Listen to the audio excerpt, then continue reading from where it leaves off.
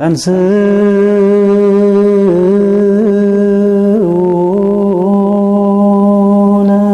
ለጸሎት። በስመ አብ ወወልድ መንፈስ ቅዱስ አሐዱ አምላክ አሜን።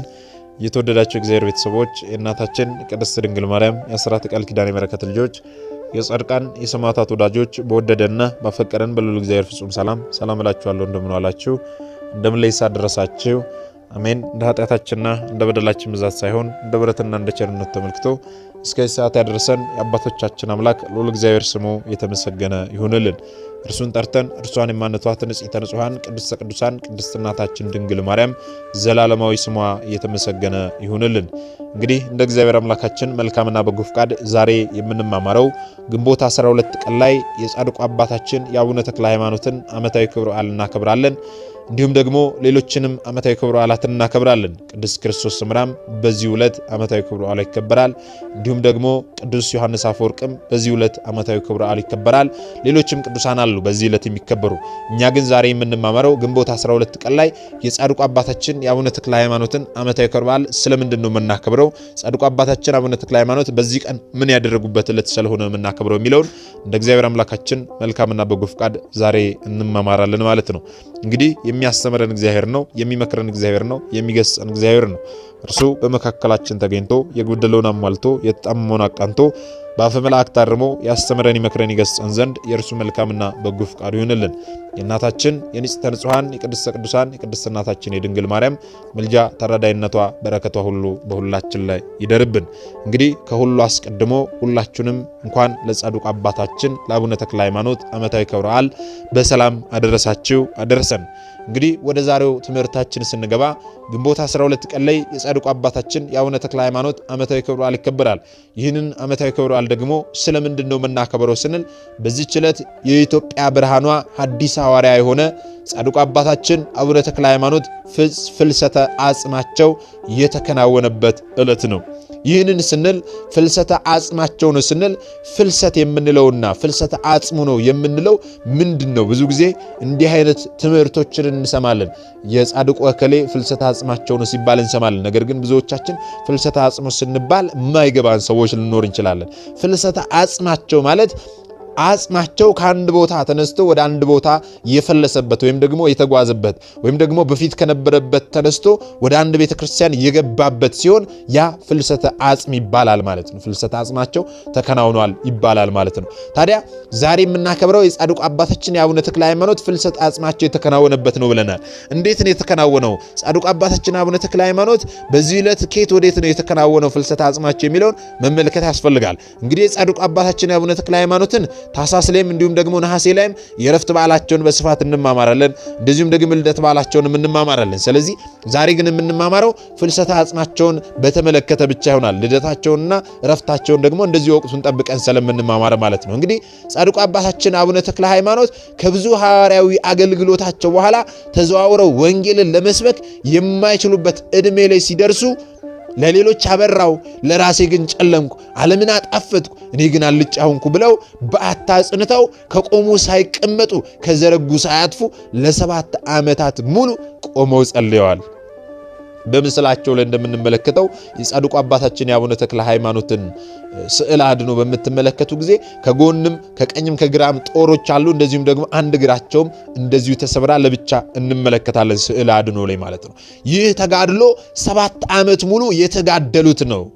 በደብረ ሊባኖስ ካለችው ገዳመ አስቦ ዋሻ በመግባት 8 ጦሮችን ተክለው እጆቻቸውን በትምህርተ መስቀል በመዘርጋት የክርስቶስን ሕማምና ሞት ነገረ መስቀልን በማሰብ በተመስጦ ሌትና ቀን ያለማቋረጥ በጾምና በጸሎት በአርምሞ ተወስነው ሲጋደሉ ከቁመት ብዛት የተነሳ ነው። ጥር 4 ቀን በጣም ከመቆማቸው የተነሳ አንዲቱ የእግራቸው አገዳ ተሰብራለች ማለት ነው። አስተውሉ።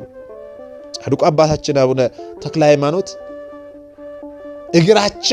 የእግራቸው አገዳ ተሰብራ አንድ እግራቸው እስክትለያይ ድረስ 7 ዓመት ሙሉ ከቆሙ ሳይቀመጡ ሳያርፉ ወደ ቀኝ ወደ ግራ ሳይሉ ከፊትም ከኋላም ከቀኝም ከግራም እንደዚሁ ጦር ተክለው መሃል ላይ ቆሞ 7 ዓመት ሙሉ ጻድቁ አባታችን አቡነ ተክለ ሃይማኖት ሲጸልዩ ቆይተዋል። ቅዱስ አባታችን በመዓልትና በሌሊት በትጋት በቁመት በተጋድሎ ብዛት አንዲት የአገዳ እግራቸው ብትሰበርም አይ በቃ እግሬ ስለተሰበረች እዚህ ላይ ያቆማሉ አላሉም።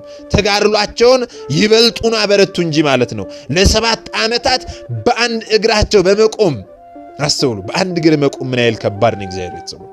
በአንድ እግራቸው በመቆም ያለ ምግብና ያለ ውሃ በትምህርት ሌትና ቀን እንቅልፍ በማጣት እንደ ምሰሶ ጸንተው በተመስጦ በትጋት ለሰው ዘር ሁሉ ድህነትን ሲለምኑ ኖረዋል።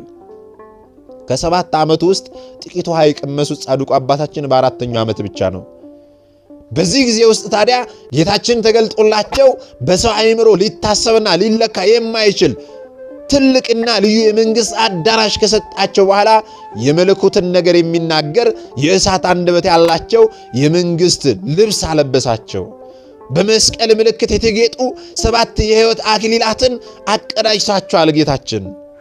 ይህም ደግሞ 7 አክሊላት ስለምንድን ናቸው ስንል ስለ ቀናች ሃይማኖትን ለማስተማር መላዋን ኢትዮጵያን ስለመዞር ከአረማውያን ሕዝብ ጋር በሃይማኖት ስትጋደል ደምህን ስለማፍሰስ ወደ ኢየሩሳሌም ወርደ ልዩ ልዩ የቅዱሳን ቦታዎችን ስለመሳለም በ7 ዓመት ቁመት ያንዱ አገዳ እግር ስለመሰበሩ ስለ ብዙ ጾም ጸሎት ስለ ልብህ ንጽህናና ቅድስና በማለት እግዚአብሔር አምላካችን የሕይወት አክሊልን ካቀዳጃቸው በኋላ ዝክራቸውን በማዘከር መታሰቢያቸውን የሚያደርጉ ሁሉ በዚህ ዓለምም ሆነ በወዲያኛው ዓለም ፍጹም ዋጋና ፍጹም ክብር እንደሚሰጣቸው ጌታችን ቃል ኪዳንን ገብቶላቸዋል። አስተውሉ፣ ቃል ኪዳንን ገብቶላቸዋል።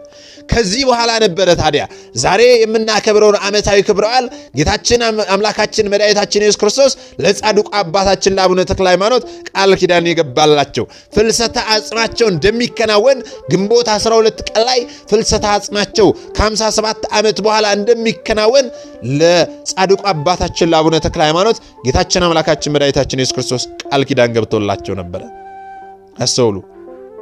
መታሰቢያን የሚያደርጉ ሁሉ በዚህ ዓለምም ሆነ በወዲያኛው ዓለም ፍጹም ዋጋና ፍጹም ክብር እንደሚሰጣቸው ቃል ኪዳን ከገባላቸው በኋላ ስጋቸው ወዴት መቀበር እንዳለበት የጻድቁ አባታችን የአቡነ ተክለ ሃይማኖት አጽም የት መቀበር እንዳለበት ለጻድቁ አባታችን ለአቡነ ተክለ ሃይማኖት ሲነግራቸው እስከ 57 ዓመት ስጋ ከዚህ ይቀበራል አላቸው። አስተውሉ። እስከ 57 ዓመት ድረስ ስጋ ከዚህ ይቀበራል አላቸው። ከ57 ዓመት በኋላ ግን ይላል ይቺ ዋሻ ትናዳለች፣ በዚህም ገዳም አደባባይ በስምህ ታላቅ ቤተ ክርስቲያን ልጆች ሰርተው ስጋህን አፍልሰው በውስጡ ያኖራሉ አላቸው። አስተውሉ። ይህንን ቃል ኪዳን ለጻድቁ አባታችን ለአቡነ ተክለ ሃይማኖት እግዚአብሔር አምላካችን ቃል ኪዳን ገብቶላቸዋል ማለት ነው። አስተውሉ።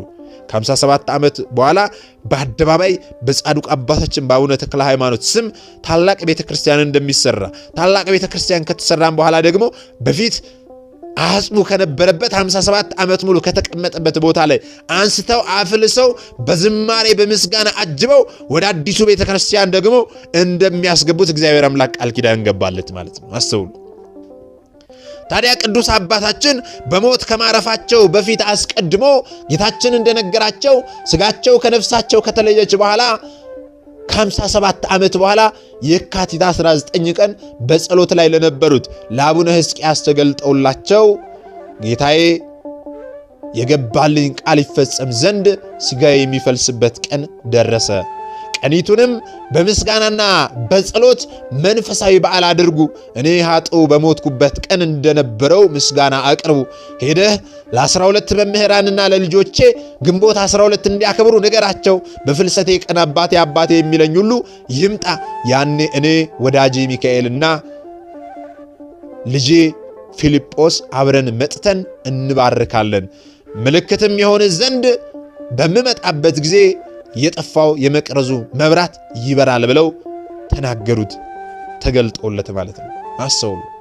በቅዳሴ ላይ ሳለ ተገልጠው ለሕዝቅያስ ለአቡነ ሕዝቅያስ ተገልጠው ጻድቁ አባታችን አቡነ ተክለ ሃይማኖት ይህንን ነገሩት።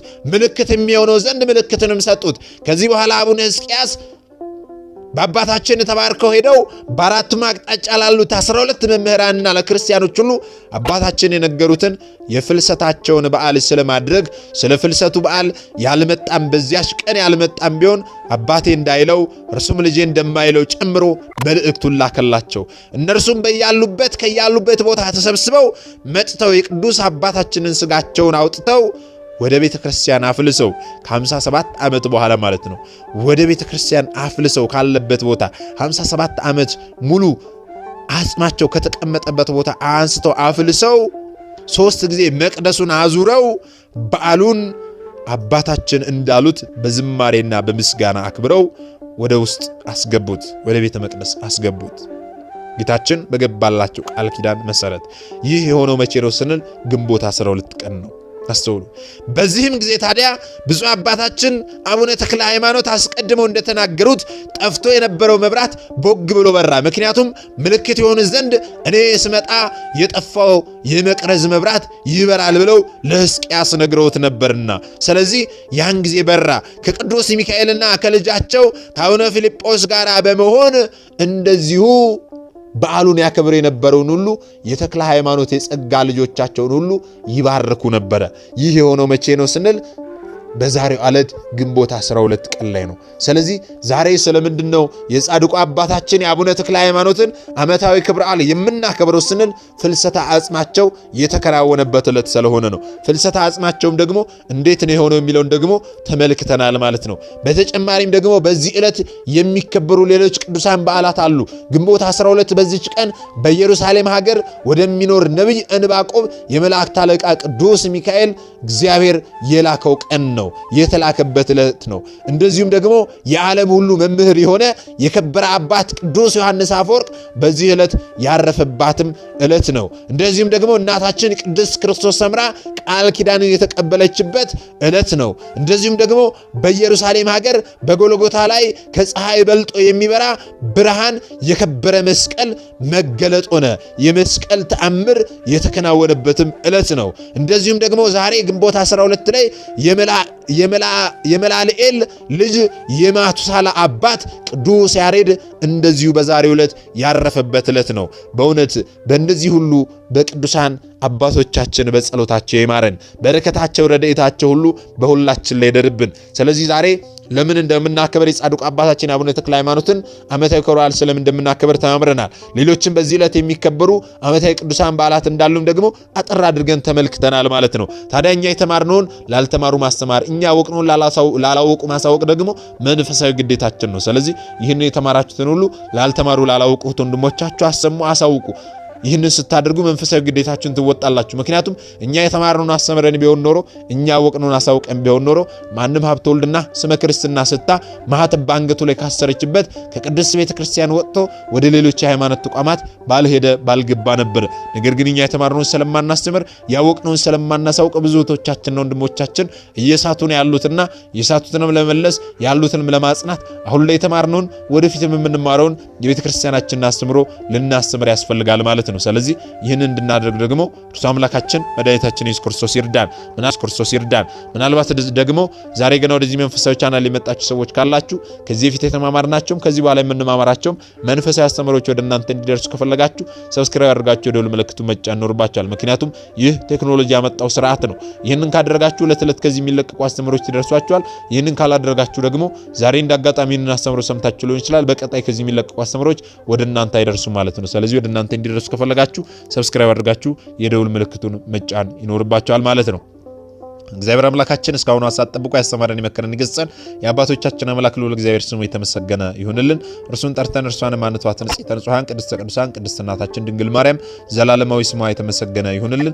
የሰማነውን በዝነ ልቦናችን ያሳድርብን። ሰሚዎች ብቻ ሳንሆን በሰማነው ቃል 30 60 100 ያማረ ፍሬ አፍርተን ዛሬ ስሙ ቀዳሾች ነገ ደግሞ የመንግስቱ ወራሾች ያደርገን ዘንድ እርሱ መልካምና በጎ ፈቃዱ ይሁንልን።